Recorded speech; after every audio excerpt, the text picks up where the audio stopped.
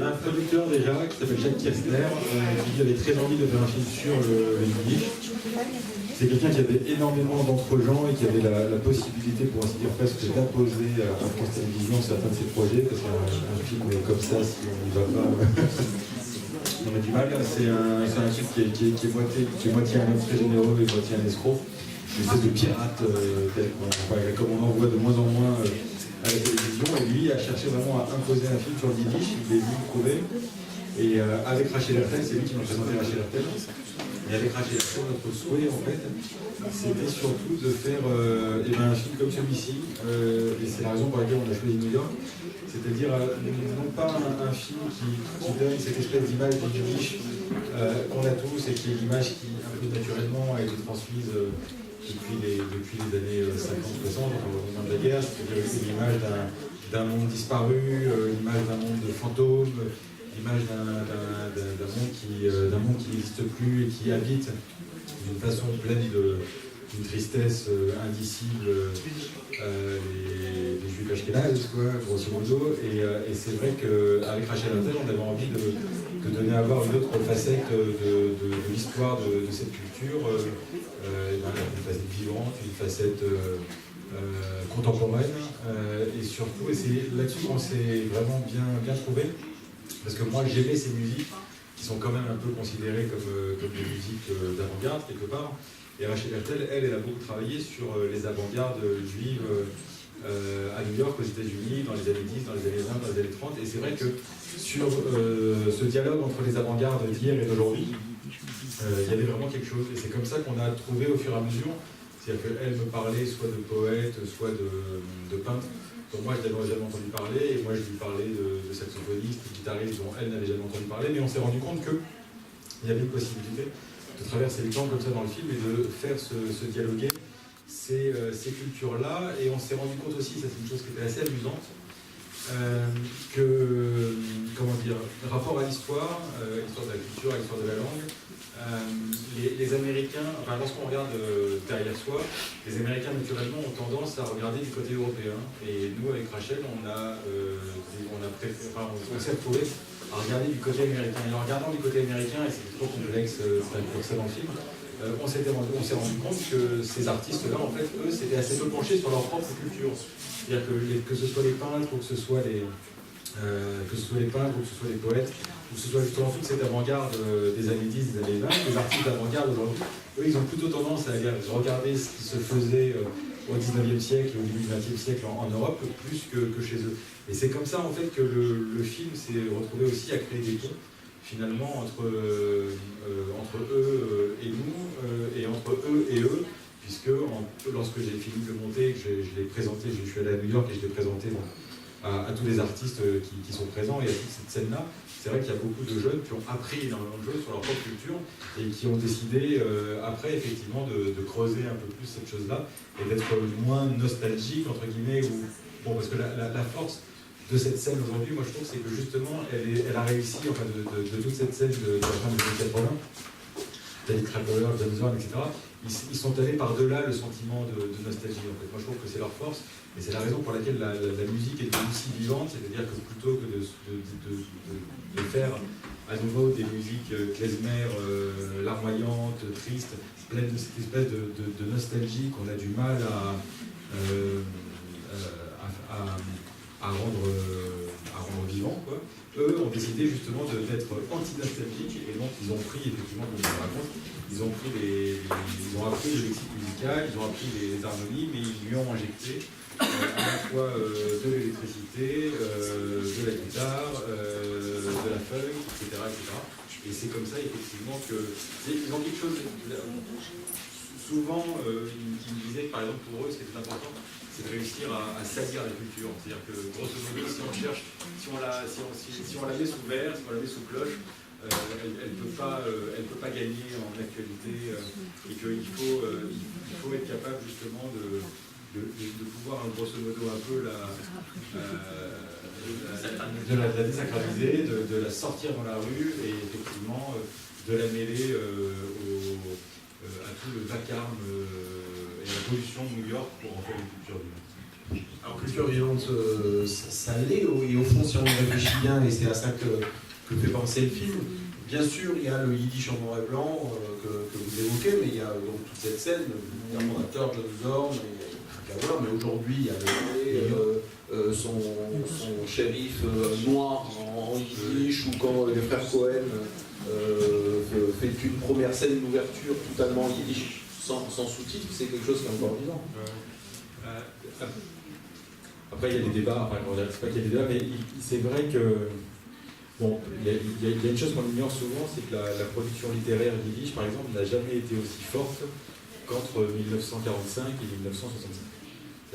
Ça fait partie des choses, effectivement. Il y avait, pour ainsi dire, presque plus de gens qui pouvaient lire. En revanche, effectivement, il y a toute une littérature qui était essentiellement une littérature de témoignages et de survivance des camps, mais qui a produit énormément et qui a beaucoup plus produit durant ces 20 années-là que précédemment, pour ainsi dire.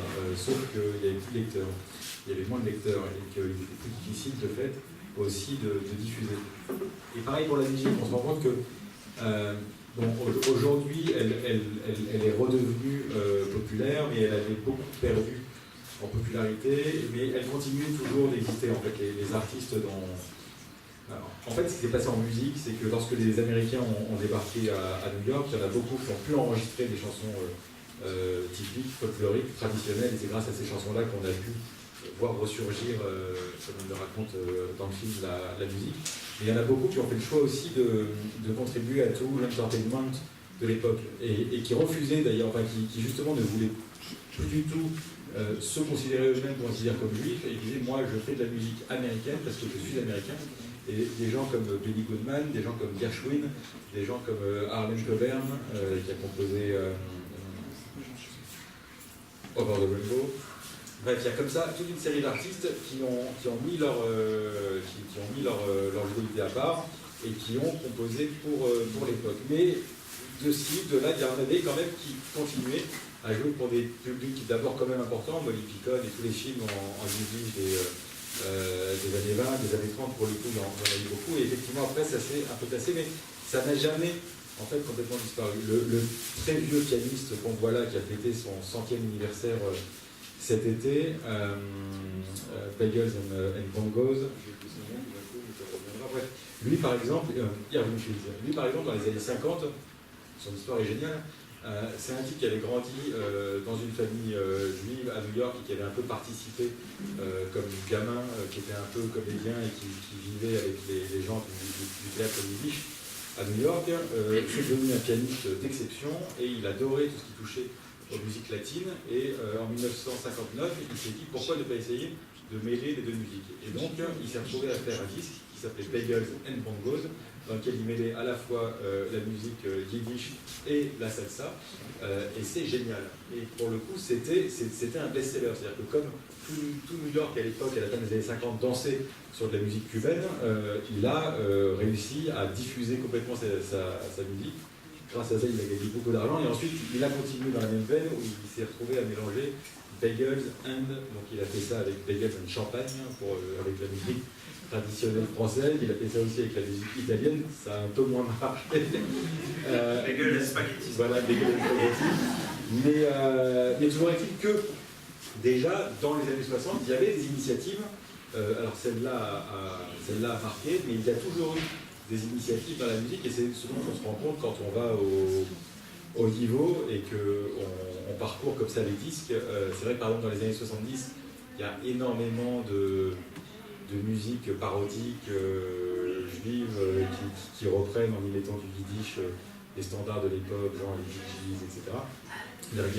Il y a toujours eu, dans le fond, ça ne s'est jamais arrêté. De moitié Shabbat. Voilà.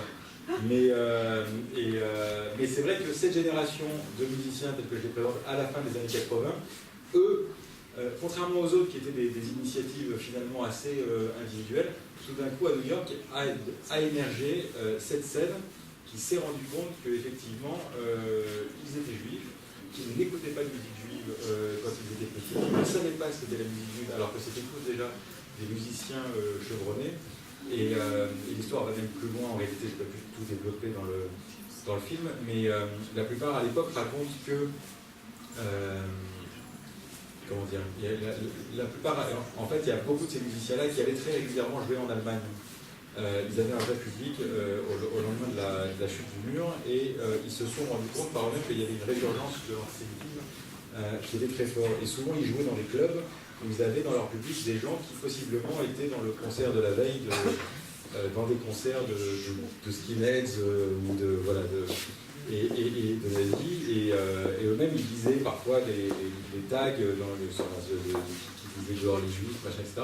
Et c'est vrai que ça leur a permis de prendre conscience en fait qu'à l'époque ils faisaient pas encore de la musique juive, ils faisaient des musiques très punk et des musiques expérimentales, et tout d'un coup ils se sont dit c'est fou parce qu'en fait notre scène new-yorkaise, celle qui joue en Allemagne et que les Allemands visiblement apprécient, on n'a jamais dit qu'on était juif, c'est à peine si on s'en était rendu compte, tout d'un coup on se rend compte que ces gens-là qui sont possiblement notre public ne le savent pas, et que parmi eux il y en a qui ne nous aiment pas, et tout ça a impliqué, a suscité énormément de questions identitaires, et c'est de la raison pour laquelle à un moment ils se sont sentis presque lâches de choisir eux-mêmes, sans pour autant faire de la musique, mais de cacher grosso modo leur fidélité. Et c'est vrai que leur argument est, à mon sens, le bon. Ils disent, c'est vrai qu'il y a comme ça dans la culture quelque chose qui est un peu paradoxal, c'est de voir que tous les juifs qui ont contribué, beaucoup de juifs en tout cas aux États-Unis, qui ont contribué à l'histoire de la pop, à l'histoire du rock'n'roll, ont caché, enfin en tout cas n'ont pas fait état, et voilà, l'ont pas revendiqué, mais même ont changé leur nom. C'est dans ce sens-là qu'ils l'ont caché. Des gens comme Iggy Pop, des gens comme Lou Reed, des gens comme